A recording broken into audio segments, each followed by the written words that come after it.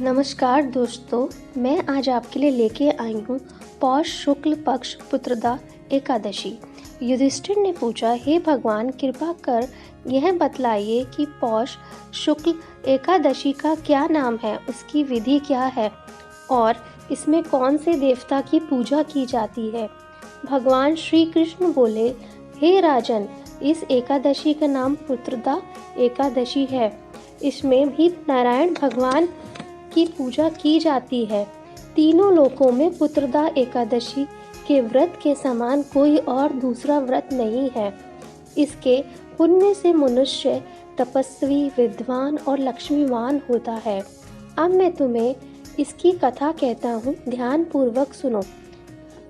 भद्रवती नामक नगरी में सुकेतु नाम का एक राजा राज्य करता था। उसका कोई पुत्र नहीं था।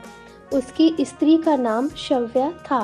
वह निपुति होने के कारण सदैव चिंतित रहा करती थी। राजा के पितर भी रो रो कर पिंड लिया करते थे और सोचा करते थे कि इसके बाद हमें कौन पिंड देगा। राजा को पुत्रहीन होने के कारण भाई, बांधव, धन, हाथी, घोड़े, राज्य और मंत्री सब कुछ होने पर भी संतोष नहीं होता था। वह सदैव यही विचार करता था कि मेरे मरने के बाद मुझको कौन पिंडदान देगा। बिना पुत्र के पितरों और देवताओं का ऋण मैं कैसे चुका सकूंगा। इसलिए मुझे पुत्र की उत्पत्ति के लिए प्रयत्न करना चाहिए। राजा इसी प्रकार दिन रात चिंता में लगा रहता था। एक समय राजा ने अपने शरीर को त्याग देने का विचार किया, परंतु आत्मघात को पाप समझकर उसने ऐसा नहीं किया।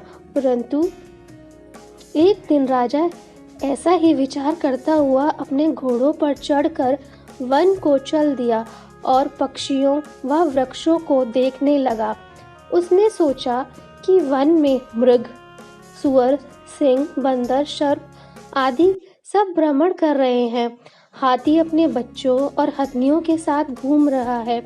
वन के दृश्यों को देखकर राजा सोच विचार में लग गया। इसी प्रकार दोपहर बीत गई। वह सोचने लगा कि मैंने कई यज्ञ किए, ब्राह्मणों को स्वादिष्ट भोजन से तृप्त किया, फिर भी मुझको यह दुख प्राप्त हुआ। राजा प्यास के मारे अत्यंत दुखी हो गया और पानी की तलाश में इधर उधर फिरने लगा। थोड़ी दूर जाने पर राजा ने एक सरोवर देखा। उस सरोवर में कमल खिल रहे थे तथा सारस, हंस आदि विहार कर रहे थे। उस सरोवर के चारों तरफ मुनियों के आश्रम बने हुए थे। उस समय राजा के दाहिने अंग फड़कने लगे। राजा शुभ शकुन समझकर घोड़े से उतरा और मुनियों को दंडवत प्रणाम करके उनके सामने बैठ गया।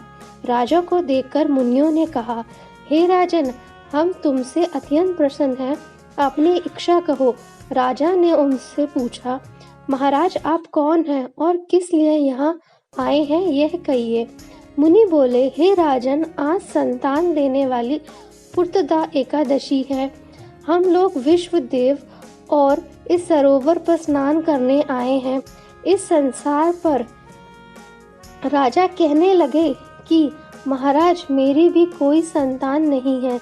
यदि आप मुझ पर प्रसन्न हैं तो एक पुत्र का वरदान दीजिए।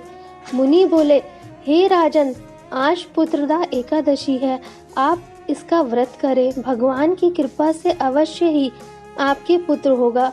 मुनि के वचनों के अनुसार राजा ने एकादशी का व्रत किया और द्वादशी को उसका पारण किया। इसके पश्चात मुनियों को प्रणाम करके राजा अपने महल में वापस आ गया। कुछ समय के बाद रानी ने गर्भ धारण किया और 9 महीने के पश्चात उसके एक पुत्र हुआ। वह आगे चलकर अत्यंत शूरवीर, धनवान, यशस्वी तथा प्रजापालक राजा हुआ। श्री कृष्ण भगवान बोले, हे राजन, पुत्र की प्राप्ति के लिए पुत्रदा एकादशी का व्रत करना चाहिए। जो मनुष्य इस महात्म्य को पढ़ता या सुनता है उसको अंत में स्वर्ग की प्राप्ति होती है। फलाहार, इस दिन गौ के दूध का सागर तथा फल आदि लिए जा सकते हैं। बोलो विष्णु भगवान की जय। धन्यवाद दोस्तों। अगर आपको हमारी साल भर की एकादशी की कथा सुननी हो तो प्लीज़ हमारे चैनल को ज़रूर सब्सक्राइब करिए। धन्यवाद दोस्तों।